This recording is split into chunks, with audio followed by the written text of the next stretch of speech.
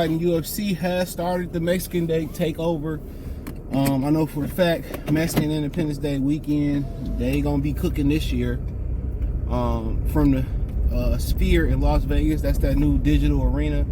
Now, what's so crazy about it, you know, I was hearing that I think it was Dana White was reacting to a rumor that Top Rank and them was gonna do a fight at the Sphere, and he was talking about how much it costs to fight at the Sphere, and he said, you think them promoters gonna work together when they rarely work together, and who gonna pay for it, who gonna split the cost to fight at the Sphere? Well, he's doing a Mexican Independence Day holiday, September 14th, UFC event from the Sphere. Now, I also heard that the Sphere, just said allegedly, but it sounded pretty accurate, and it was from a legit source, that the Sphere lost $100 million in its first year.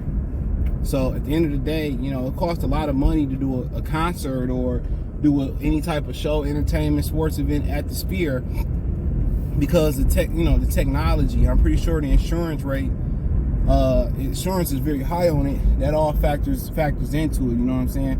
But nonetheless, you know, UFC gonna do an event there. You know, and Espinoza was in the interview he did with Danny from the Boxing Voice about 4 or 5 days ago. When you see this video, he basically said that, you know, kind of Canelo ain't worried about Dana White pushing him off them dates. Now, I'm not sure if Dana White did a show last Mexican Independence Day holiday in September last year, but Canelo didn't fight on that day. He fought September 30th, you know, so I'm not sure if Dana White bullied them. And also, I talk about in the second half, latter half of the video, that silently Dana White is bullying boxing around and Showtime, to be specific. And probably one of the reasons he ain't bullying Top Rank around is because they under the same umbrella, you know. But what you getting here with Dana White, you know, basically it was an article wrote, basically he declaring war against boxing for the Mexican dates, you know. So I'm not sure if they doing something May 4th, but we all here May 4th. We still ain't been nothing announced, and it's all. I know for a fact that, well, I ain't gonna say for a fact, but I'm hearing from behind the scenes they know who Canelo fight next on May 4th, and it sounds like it won't be with PBC. So right now, Dana White, you know, he going hard in the paint on boxing, and PBC to be exact. So I don't know if it's some type of hidden beef there. I know it was rumors saying that Al Heyman is the reason why they was allowed to have a fight sanctioned in New York City. The state of New York wouldn't sanction any MMA fights for a long time. So I don't know how much truth to that it is, but, or maybe it was some bad business dealings with Mayweather, McGregor, or some of the things they did in the past. Also heard that Al Heyman kind of had like a stake in Bellator, and that was a direct competitor. And obviously, I believe Bellator was absorbed by the PFL, by the way. If you didn't know, now you know. I think it was. So at the end of the day,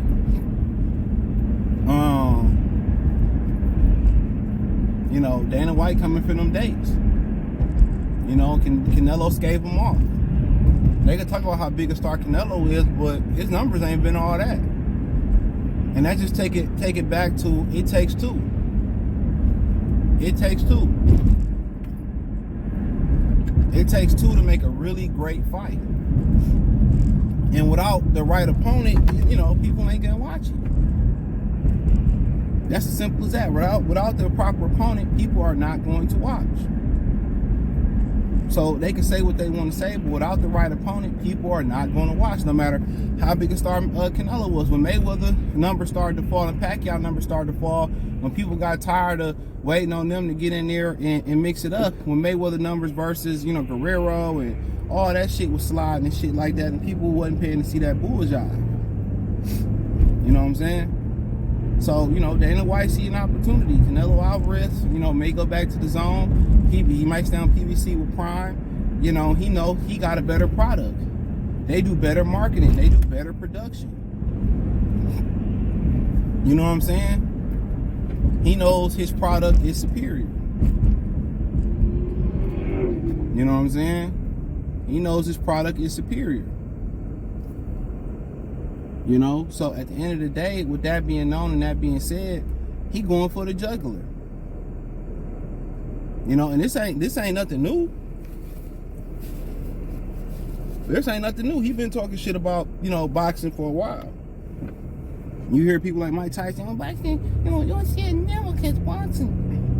Man, shit, I bet it's opinion changing now. It's some bullshit. A lot of the thing about boxing was to transfer star power to star power, from star power to new star power. And these new guys like Mayweather and all these guys, they ain't trying to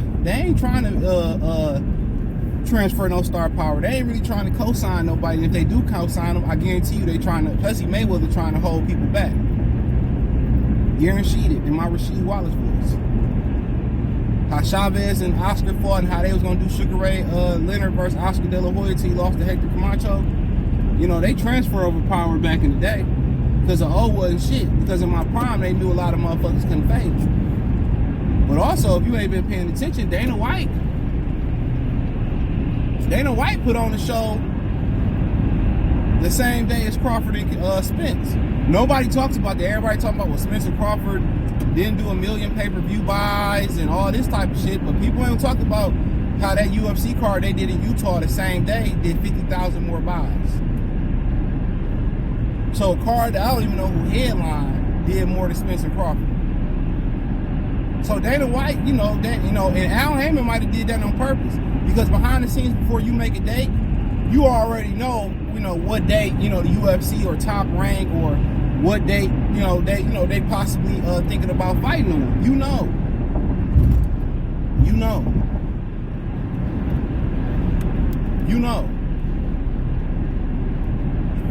You know exactly what date they talking about possibly fighting on. You know.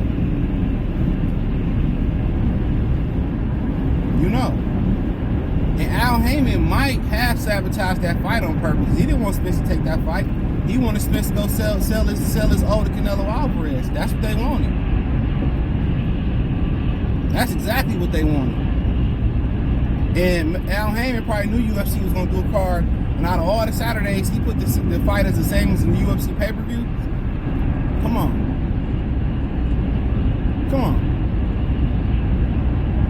Let's get real. You think Al Heyman didn't know what he was doing? Absolutely. Absolutely, brothers and sisters. He probably sabotaged Spence and Crawford.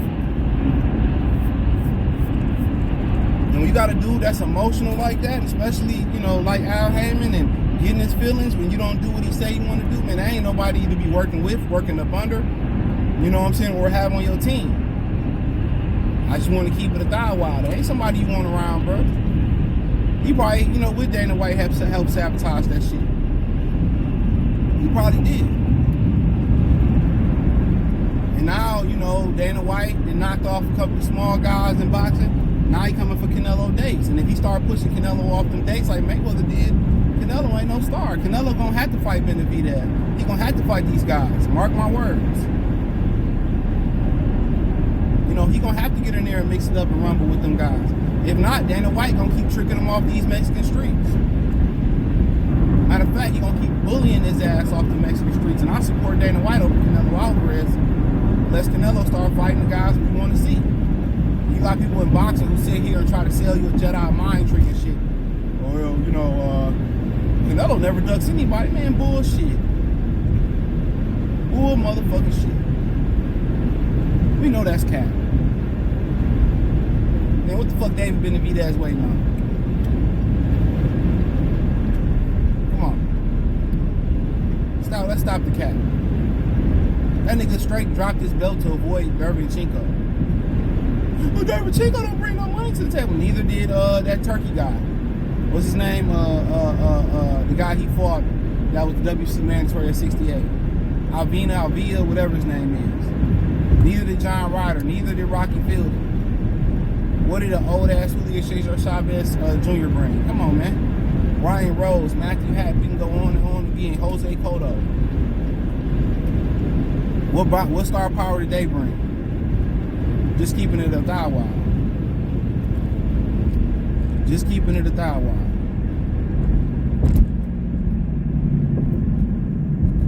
Just keeping it a thigh wide.